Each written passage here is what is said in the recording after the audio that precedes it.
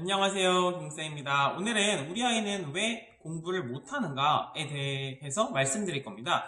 우선 제 영상을 보시는 학부모님들이 일단 굉장히 자녀 교육에 관심을 많은 편이시기 때문에 제 영상을 보실 겁니다.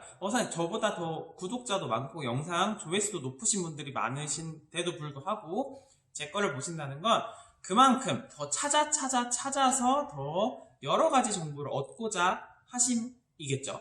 네, 그래서 저는 오늘 왜 공부를 못할까에 대해서 조금 심층적으로 분석해 드리고자 합니다. 우선 저는 아이들이 만약에 성적이 좀 열심히 하는 데 비해서 떨어진다 하면 이게 로봇 증후군이랑 관련이 있는 경우가 많습니다. 로봇 증후군은 기계적으로 읽기는 읽는데 이해가 전혀 안 되는 거예요. 왜냐면 사실 아이들 그 문해력이랑 저는 좀 관련지어서 설명을 많이 드리는데, 일단 아이들이 책을 또박또박 읽지 못하면 내용에 대한 이해는 불가능합니다. 이게 첫 번째고요. 근데 아이들이 또박또박 읽는 거는 이제 하다 보니까 이제 아무 생각을 하지 않은 채 또박또박만 읽는 일이 종종종 발생하고 있는 거죠. 왜냐면 계속 소리가 입력이 되니까 이제 아이들은 보통 이제 공교육에서도 이제 귀로 계속 듣고 문제를 풀고 사교육에서도 귀로 계속 듣고 문제를 푸니까 설명이나 그런 말을 이해하는 능력은 굉장히 탁월한데 자기가 직접 글을 보거나 문제를 보고 푸는 능력은 굉장히 떨어지고 있어요. 즉 스스로 하는 공부량이 굉장히 줄었다는 거죠. 사실 이제 초등학교 때까지는 사실 근데 어느 정도 이제 외부적인 이런 설명만 듣고 공부를 해도 성적이 꽤 나와요. 근데 중학교, 고등학교 가서 이제 내신 정도도 어느 정도까지는 커버가 되는데 이게 한계가 올 때가 있어요. 이게 보통 중3 때, 고1 때 이제 많이 한계가 오는 제가 주변의 부모님들을 봤어요. 그건 어떻게 해야 되나? 이제 제가 답변을 딱 드려야 되는데 이게 굉장히 쉽지가 않아요. 일단 문해력을 길러야 되는데 아이들이 책을 단계별로 읽고 책을 읽고 생각을 해야 됩니다. 그러니까 책을 그냥 읽는 게 아니고 책을 읽고 이 주인공은 왜 그랬지? 여기서 어떤 일이 있었을까를 스스로 깨닫고 생각을 해야 되는 거죠.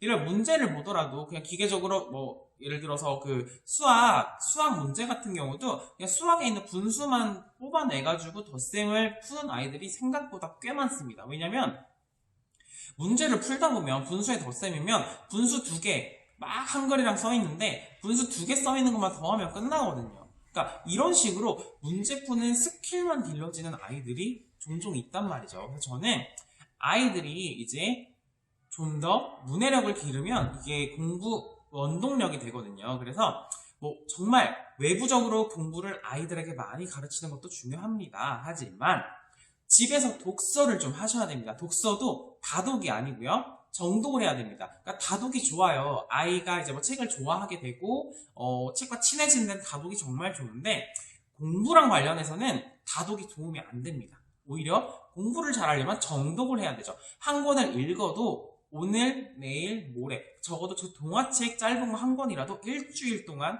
한 번, 두 번, 세 번 계속 읽으면서 새로운 내용들을 얻어야 됩니다. 근데 그 얻는 게 누가 얻어주냐? 아닙니다. 아이 스스로 해야 돼요. 그래서 부모님들이 해주셔야 할 일은 아이의 독서 시간을 충분히 확보해 주시고 그 독서를 함에 있어서 아이에게 그런 여러 가지 좀 생각을 할 수 있는 질문을 5가지 정도 뽑으시는 겁니다. 그러니까 일단 내용과 관련된 질문 2개 정도를 뽑아주시고요. 이 책을 통해서 상상할 수 있는 내용 혹은 책에 있는 내용에서 뽑아내서 새롭게 아이와 관련 지을 수 있는 내용들을 꼭 질문을 해주셔야 되는 거예요. 제가 예를 들어 드릴게요. 만약에 꿀벌 마야의 모험, 이거는 저학년 아이들이 읽는 책인데 이걸 그냥 읽은 다음에 끝내는 게 아니고요. 꿀벌 마야는 여행을 떠났는데 우리는 어디로 여행을 떠나볼래? 처럼 발산적인 확산적인 발문을 하는 거죠. 질문을 하는 겁니다. 그럼 이제 아이들은 어디 가지? 꿀벌 마야가 여기 들렸는데 그럼 우리는 여기 갈까? 그럼 이제 부모님은 자연스럽게 뭐 거기를 어떻게 이런 식으로 대화로 풀어나가다가 그 내용을 글로 자연스럽게 쓰는 거죠. 그러니까 아이는 책을 읽고 끝나는 게 아니고요. 책을 읽고 부모님과 대화를 하다가 그 내용을 글로까지 표현한 이 일련의 과정이 아이들이 나중에 혼자 글을 읽고 공부하고 그걸 이제 논술처럼 글로 쓰는 서술형 평가까지도 쭉 이어져요. 이제 아이가 좀 스스로 혼자 책상에 앉아서 이게 처음에 조금 힘드신데요. 한 달, 두 달만 꾸준히 일주일에 2번씩 하시다 보면 아이가 익숙해져서 혼자 할 수 있거든요. 그러면 아이는 스스로 공부하는 거 따로 뭐 가르칠 필요도 없습니다. 자연스럽게 혼자 하는 걸 익히게 되는 거죠. 꼭 한번 해보시면 좋고요. 그리고 아이가 익숙해지면 이제 문제집 같은 것도 당연히 풀어보면 좋고요. 그리고 특히 교과서 같은 경우가 이게 교과서는 사실 읽어봐도 이제 무슨 말인지 알기가 어려워요. 문제집처럼 딱딱딱 정해진 게 아니고 줄글로 써져 있어요. 그래서 아이가 정말 공부를 잘하고 싶어요 하시는 부모님은 교과서, 특히 사회가 좋아요. 사회 같은 경우를 아이가 스스로 요약하고 분류해보는 게 정말 최고입니다. 최고.